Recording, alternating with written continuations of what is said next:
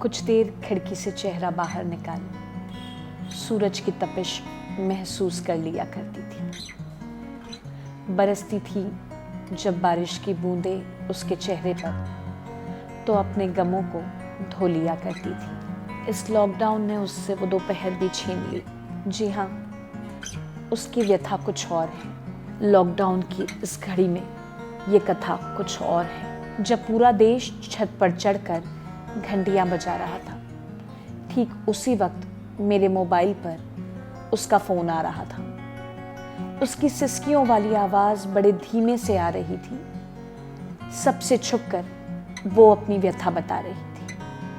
कहने लगी कि पहले तो हालात फिर भी कुछ ठीक थे, पर अब तो केवल अपमान है, तिरस्कार है। न जाने ये कैसा वक्त है। पहले सिर्फ उसकी ऑफिस का गुस्सा मुझ पर निकलता था, पर अब तो ऑफिस न जाने का फ्रस्ट्रेशन भी मुझ पर कहर बनकर बरसता है। वो जब ऑफिस जाता था तो मैं चैन की सांस लेती थी। खिड़की से अपना चेहरा निकाल जिंदगी महसूस किया करती थी। बड़ी देर तक मुस्कुराती थी, दिन भर की झिड़कियों को भुलाती थी। ठंडी हवा के झोंकों से अपने जख्मों को सहलाती थी। पहले तो सिर्फ रातें ही उसकी गुलामी में कटती थी, पर अब दिन रात उसका पहरा है।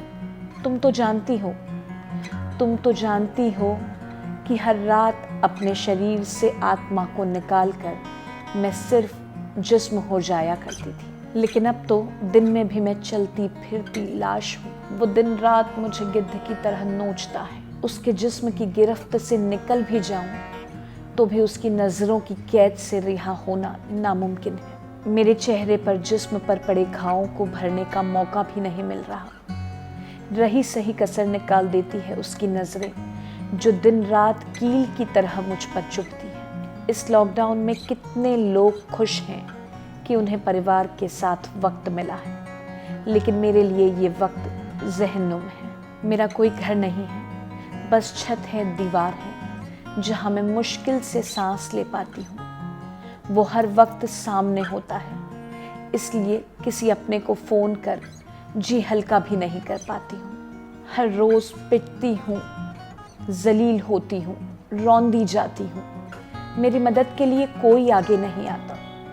वायरस से मर जाऊँ तो भी कोई गम नहीं, मगर अब इस तरह और जिया नहीं जाता। ये कहकर उसने फ़ोन काट दिया। मेरे कानों में उसका हर लफ्ज़ दर्द बनकर गूंज रहा है। मैं जानती हूँ घंटियों के शोर से कहीं ज़्यादा शोर उसके मन में चल रहा है।